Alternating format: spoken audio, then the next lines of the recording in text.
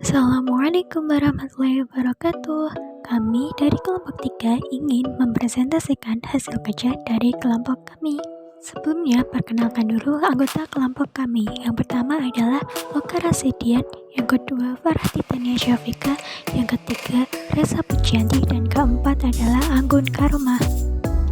Kelompok 3 akan mempresentasikan materi tentang instrumen pelengkap dalam teknik observasi. Yuk langsung saja simak penjelasannya ya.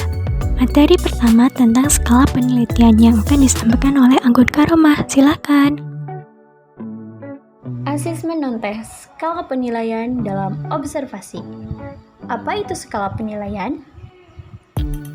Nah, skala merupakan alat rekam observasi yang memuat daftar gejala tingkah laku yang dicatat atau cek berskala. Lalu, apa saja sih jenis-jenis dari skala? Jenis-jenis skala terbagi menjadi 3. Yang pertama adalah skala kualitatif, yaitu skala berbentuk deskriptif, skala kuantitatif, yaitu skala berbentuk angka, dan yang terakhir adalah skala grafis, yaitu skala gabungan antara deskriptif dan juga skala angka. Selanjutnya adalah manfaat dari skala penilaian. Yang pertama adalah mencatat kemunculan sejumlah tingkah laku secara sistematis. Yang kedua adalah mencatat kemunculan sejumlah tingkah laku dalam waktu singkat. Yang ketiga adalah mencatat kemunculan sejumlah tingkah laku dalam derajat penilaian. Yang keempat adalah mencatat kemunculan perilaku di dalam atau di luar sekolah. Yang terakhir adalah mencatat kemunculan perilaku individu dan kelompok sekaligus. Selanjutnya, bagaimana pengadministrasian skala penilaian? Nah, berikut adalah pengadministrasian skala penilaian dan aplikasi prosedur peradministrasian skala penilaian.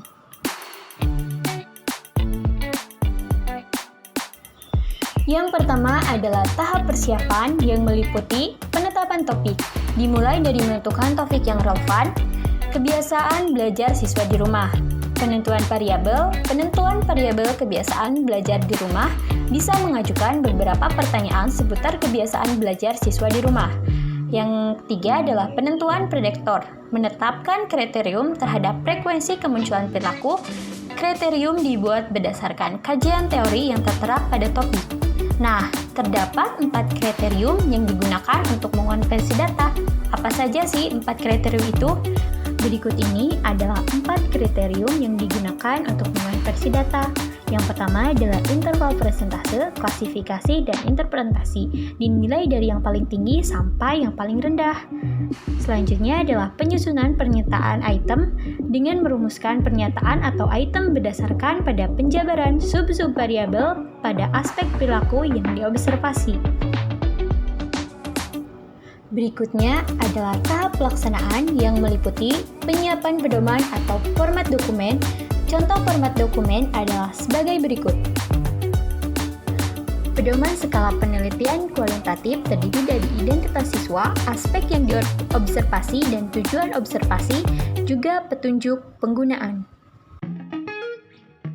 Berikut adalah pernyataan atau item yang akan diberikan kepada siswa, yaitu mengenai pernyataan tingkah laku dengan penilaian 4 skala, dan di akhir bisa menggunakan kesimpulan.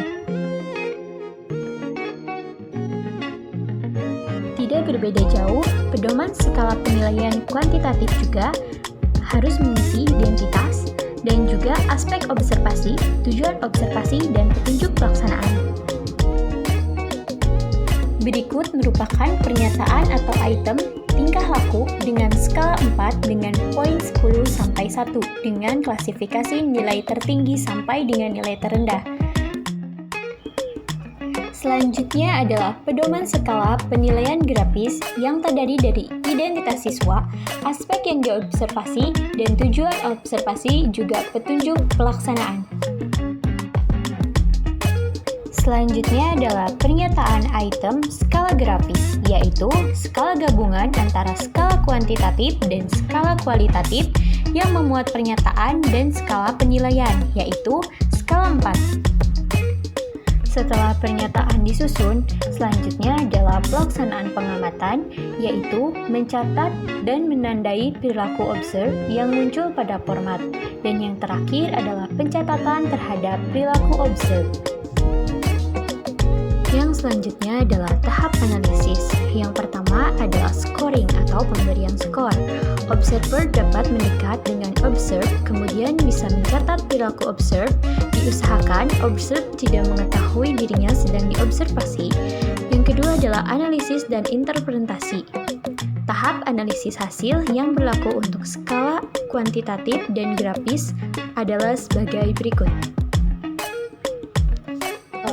Untuk langkah pertama, yaitu hitunglah jumlah frekuensi K yang diperoleh sejumlah 5 lembar hasil untuk menetapkan derajat skala penilaian kuantitatif itu ada 4 skala. Yang pertama, 4, 3, 2, 1. Dan langkah yang kedua adalah menentukan N dengan cara mengalihkan jumlah item pernyataan. N kali K kali S. Misal, 13 dikali 5 dikali 4 sama dengan 220. Selanjutnya adalah menjumlahkan sejumlah kemunculan perilaku kebiasaan belajar atau F selama 5 kali pendataan pada derajat penilaian kuantitatif yang diperoleh, maka diketahui F sebanyak 190. Langkah keempat adalah menghitung persentase dengan rumus P sama dengan F per N dikali 100%, maka P 190 per 260 dikali 100% diperoleh perhitungan sebesar 73,08%. Dan langkah yang terakhir adalah mengkonversikan hasil persentase dengan tabel konversi yang dibuat sebelumnya, sehingga hasil interpretasi data dapat disimpulkan. Baiklah, materi selanjutnya mengenai catatan anekdot akan disampaikan oleh Saudari Resa. Selanjutnya kita akan membahas mengenai catatan anekdot. Apa itu catatan anekdot? Catatan anekdot merupakan alat perekam observasi secara berkala terhadap suatu peristiwa atau kejadian penting yang melukiskan perilaku dan kepribadian konseli dalam bentuk pernyataan singkat dan objektif. Rekaman peristiwa penting itu menggambarkan perilaku khusus, artinya perilaku keseharian yang terjadi tidak umum. Peristiwa penting yang dimaksud yaitu perkelahian, membolos, mencontek, membuat gaduh di kelas, bermain HP saat pelajaran, dan sebagainya. Menurut bentuknya, catatan anekdot dapat diklasifikasikan menjadi 3, yaitu yang pertama, catatan anekdot deskriptif. Artinya, catatan yang menggambarkan perilaku, kegiatan, atau situasi dalam bentuk pernyataan, baik pernyataan yang bersifat umum maupun khusus. Yang kedua, catatan anekdot interpretatif. Artinya, catatan yang menggambarkan perilaku, kegiatan, atau situasi dalam penafsiran observer didukung oleh fakta. Dan yang ketiga, catatan anekdot evaluatif, artinya catatan yang menggambarkan perilaku, kegiatan, atau situasi yang berupa penilaian oleh observer terhadap ukuran baik buruk, benar salah, layak tidak layak, dan dapat diterima tidak dapat diterima. Selanjutnya, manfaat catatan anekdot. Yang pertama, dapat memperoleh deskripsi perilaku individu yang lebih tepat. Kedua, dapat memperoleh gambaran sebab akibat perilaku khusus individu. Dan yang ketiga, dapat mengembangkan cara-cara penyesuaian diri dengan masalah-masalah dan kebutuhan individu secara mendalam. Di samping kegunaan catatan anekdot bagi pemahaman individu, maka catatan anekdot dapat berguna bagi guru baru dalam rangka menyesuaikan diri dengan siswa, guru yang berminat untuk memahami problema-problema siswa, dan bagi konselor untuk memberikan layanan konseling, bahkan untuk mengadakan pertemuan kasus atau konferensi kasus. Pengadministrasian catatan anekdot terhadap peristiwa atau perilaku khusus dilakukan dalam 3 tahapan, yaitu tahap persiapan, pelaksanaan, dan analisis hasil. Tahap persiapan tidak seperti umumnya dilakukan pada alat rekam observasi yang lain, melainkan lebih mengarah pada persiapan pelaksanaan. meliputi langkah-langkah sebagai berikut. Yang pertama, menetapkan siapa observi. Kedua, bentuk catatan anekdot yang digunakan. Dan ketiga, berapa banyak observer yang terlibat selama proses pengamatan. Tahap pelaksana mencakup langkah-langkah sebagai berikut. Pertama, menyiapkan format CA. Kedua, menentukan posisi observasi. Dan yang ketiga, mencatat perilaku observer. Sedangkan tahap analisis hasil yaitu memberi komentar dan interpretasi. Lebih lanjut di aplikasi prosedur pengadministrasian catatan anekdot. Untuk tahap persiapan mencakup langkah-langkah sebagai berikut. Yang pertama, menentukan aspek perilaku observi yang akan dicatat. Semua perilaku individu tanpa terkecuali perlu diamati secara sistematis. Akan tetapi dalam praktiknya, besar kemungkinan diprioritaskan bagi individu yang mengalami masalah dan menunjukkan perilaku khusus. Aspek-aspek perilaku tersebut misalnya kerjasama, ketelitian, perkelahian, membolos, membuat gaduh, mencontek, dan sebagainya. Yang kedua, menentukan siapa yang melakukan pencatatan. Apabila pencatatan dilakukan oleh seorang konselor untuk kepentingan bimbingan dan konseling, maka kesediaan dan kompetensi mereka dalam pengamatan tidak diragukan. Apabila pencatatan dilakukan oleh seorang guru, maka terlebih dahulu mereka harus mempunyai pemahaman dan menyadari pentingnya catatan anekdot. Yang ketiga, menetapkan bentuk catatan anekdot. Berbagai bentuk catatan anekdot seperti kartu kecil yang berukuran setengah halaman jenis kertas folio, berisi satu peristiwa dan lazim disebut kartu atau catatan asli. Catatan asli merupakan bahan konfidental, sehingga dipertanggungjawabkan kerahasiaannya. Sedangkan kartu yang berukuran satu halaman jenis kertas folio berisi beberapa peristiwa siswa yang sama dan bentuk catatan anekdot berkala. Berikut merupakan contoh format catatan anekdot.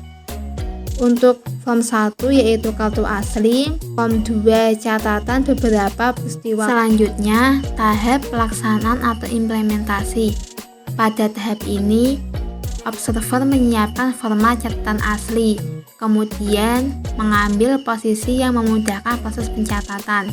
Selanjutnya, observer melakukan pencatatan terhadap perilaku khusus observi dan diusahakan agar ia tidak menyadari jika sedang diamati.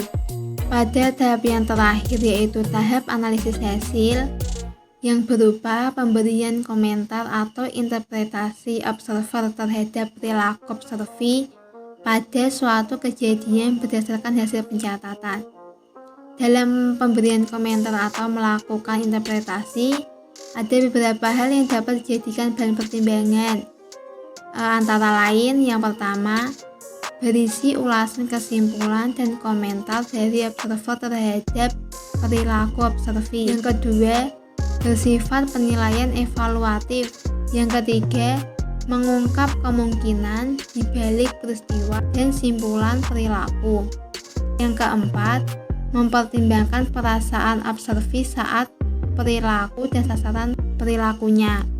Yang kelima, mencatat respon lingkungan. Yang keenam, memperhatikan attendance, kontrol, dan stimulus. Yang ketujuh, peka potensi konflik, kebiasaan, dan sifat-sifat individu observi. Materi selanjutnya mengenai dokumentasi akan disampaikan oleh Saudara Oka Rasidian. Ya, yang selanjutnya adalah metode dokumentasi. Dokumentasi data berupa dokumen yang bisa dipakai untuk menggali informasi yang terjadi di masa silam. Peneliti perlu memiliki kepekaan teoretik atau pendapat yang didasarkan pada penelitian dan penemuan untuk memaknai semua dokumen tersebut sehingga tidak sekedar barang yang tidak bermakna. Dokumentasi berasal dari kata dokumen yang berarti barang tertulis Metode dokumentasi berarti tata cara pengumpulan data dengan mencatat data-data yang sudah ada. Metode dokumentasi adalah metode pengumpulan data yang digunakan untuk menelusuri data historis, dokumen tentang orang atau sekelompok orang, peristiwa atau kejadian dalam situasi sosial yang sangat berguna dalam penelitian kualitatif. Teknik dokumentasi. Teknik atau studi dokumentasi adalah cara pengumpulan data melalui peninggalan arsip-arsip dan termasuk juga buku-buku tentang pendapat teori, dalil, dan hukum, dan lain-lain berhubungan dengan masalah penelitian. Dokumentasi sebagai metode pengumpulan penelitian memiliki kelebihan, yaitu yang pertama, efisien dari segi waktu. Yang kedua, efisien dari segi tenaga. Yang ketiga, efisien dari segi biaya. Metode dokumentasi menjadi efisien karena data yang kita butuhkan tinggal mengutip atau memfotokopi saja dari dokumen yang ada. Namun demikian, metode dokumentasi juga memiliki kelemahan. Kelemahan yang pertama adalah validitas data rendah, masih bisa diragukan.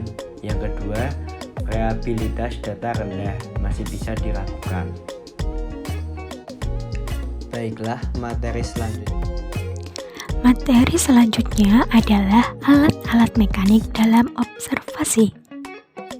Alat-alat mekanik dalam observasi adalah alat-alat elektronik yang digunakan untuk merekam data atau menyimpan data pada saat observasi. Contoh alat mekanik yang digunakan dalam observasi adalah video recorder, tape recorder, dan kamera. Selanjutnya adalah manfaat dari alat-alat mekanik dalam observasi. Yang pertama adalah membantu memperlancar pelaksanaan observasi. Yang kedua, melengkapi data yang diperoleh dalam observasi. Yang ketiga, dapat diputar kembali setiap dibutuhkan. Yang keempat, dapat diputar lambat. Yang kelima, alat untuk melatih observer memperbaiki kecermatan dan ketelitian observasinya. Yang keenam adalah lebih akurat. Sekian penjelasan kelompok kami mengenai materi instrumen pendukung dalam teknik observasi. Selanjutnya, ada kata motivasi untuk kita semua. Berbahagialah selalu apapun keadaanmu. Percayalah bahwa Tuhan akan selalu bersamamu, melihatmu, dan mendengarmu. So, don't be sad and keep smile. Terima kasih atas perhatiannya dan sampai jumpa. Wassalamualaikum warahmatullahi wabarakatuh. Bye-bye.